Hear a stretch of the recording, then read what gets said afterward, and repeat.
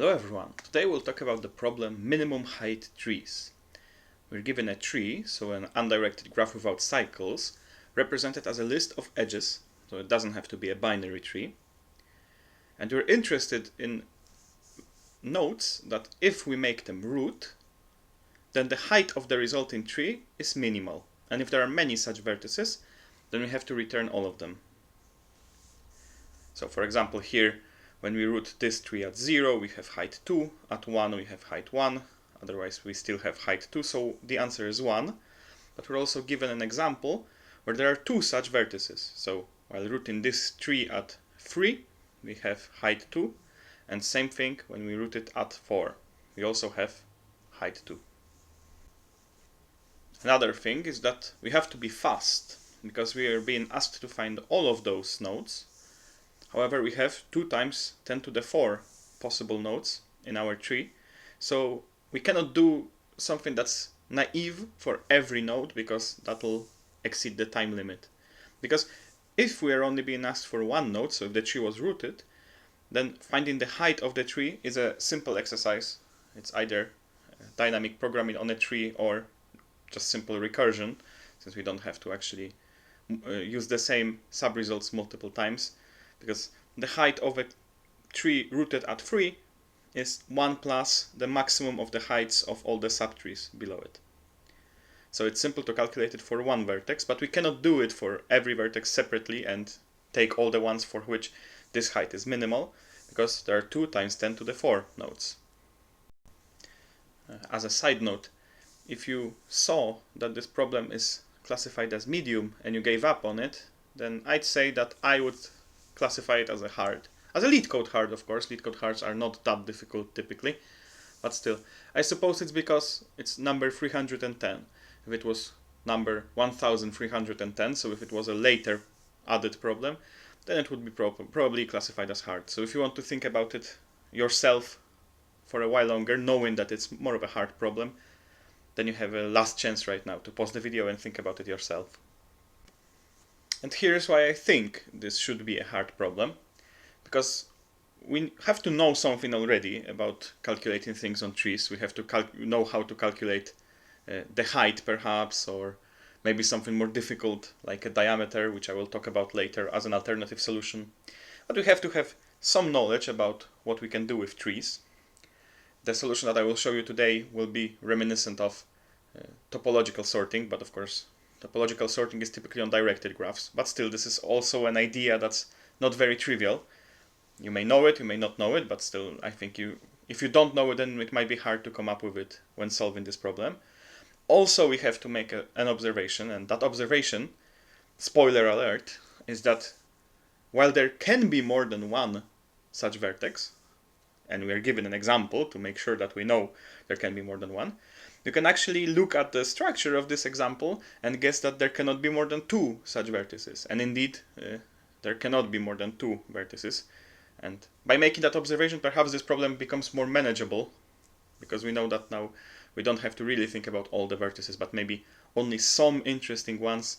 And the case of there being 2 of them is a special case that we can just let's say, deal with separately, and we essentially want to find the one vertex, and perhaps then one of its neighbors is also a correct answer. So we have to make this observation, and then we also have to come up with an idea how to implement it in the easiest possible way.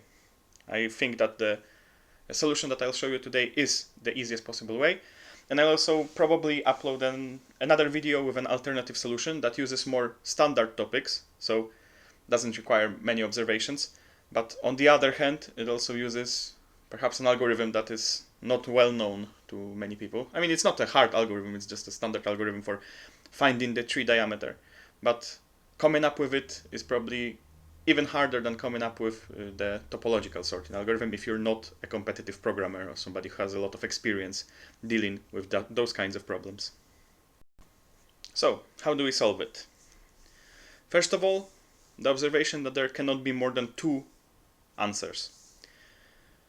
First thing we can notice about an answer is that if we root the tree at our answer, there are these subtrees here, then what we want is for the deepest subtree to be as shallow as possible, right? Because the height has to be minimal.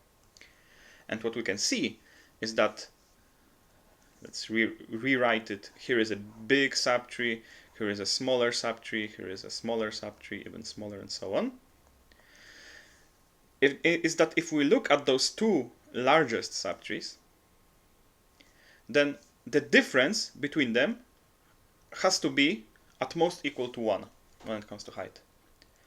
And that's because if the difference between them, well, if the difference between them is equal to 1 or 0, then that may be fine. But if it's more than 1, then we can instead look at the root of this biggest subtree. And the distances to leaves within this subtree will decrease by 1. And distances to leaves in all other subtrees will increase by 1. But since that difference was at least 2, then we have now created a tree that has height lower by 1. So this wasn't a solution, so that's a contradiction. So in other words, for every solution, we have to have those two biggest subtrees be kind of balanced. And it is exactly here where the case of two answers comes in. Because if we switch from our root to the root of the biggest subtree, but the delta is equal to 1, right? So it's not that the other solution is better, then we can still get a solution that has the same height. Because we increase lengths to all those subtrees by 1, we decrease here by 1, and now suddenly this can be the biggest subtree for this root. And that is the situation where there are two answers, and that of course means that those two answers are neighbors. So we know that already, but still, how do we find those two neighbors? Well, we know that they are in some sense in the middle of our tree, because they have to have those two subtrees be almost equal. And a key idea when it comes to finding the middle of a tree is to notice that, well, probably leaves of the tree are not the middle, unless of course there is only one node, or there are only two nodes because they are both leaves. Then maybe they are the center of the tree, because those will be the answer for the case of n equal 1, n equal 2. But otherwise, if we have some bigger tree, then leaves of it cannot be an answer. So this is not an answer, this is not an answer, this is not an answer. That's because, well, they are leaves, so there is something more central within it. Moving to their root will decrease those long paths going through the root, and it is more important to decrease those paths than to increase the length of the paths that we've seen already. And then we're left with a smaller tree, and you can also now remove the leaves of that smaller tree, and so on, until we're left with either one or two vertices. So here we would be left with two vertices, and in case like this, this is a leaf, this is a leaf, this is a leaf, we're left with one vertex, and this is indeed the answer. So we remove leaves, making sure to always remove all the leaves in every step, until we're left with at most two nodes, and now those two nodes are the answer. So, with all those ideas in mind, we can finally see the implementation. And in fact, that implementation is not too bad. First of all, we have to remember our graph in the form of adjacency lists. We also have to keep in mind what the degree of every vertex is, because what is a leaf? A leaf is either something that has degree 0, but that means that it's the only node, or it has degree 1. It has only one neighbor, and that neighbor is its parent. Of course, we have this situation where there are only two nodes. Those will be the answer. Either way, we have to remember the degrees, because if something has a degree more than 1, so it has more than one neighbor, then it certainly isn't a leaf. So we remember those degrees, we keep a bag, which is in this case a queue, and we add vertices to this queue if their degree is sufficiently low, if it's not 2 or more. And we remember how many vertices are remaining after every step of the algorithm. And then for every step, we want to remove the current length of bag, so we want to remove all the current leaves. We want to break if the remaining number of vertices is less than 3, so it's 1 or 2, because that is the answer, as we've determined previously. Otherwise, we just get rid of them, go through all of them, and for every neighbor, we decrease the degree, because we remove this node that we're looking at, the node I.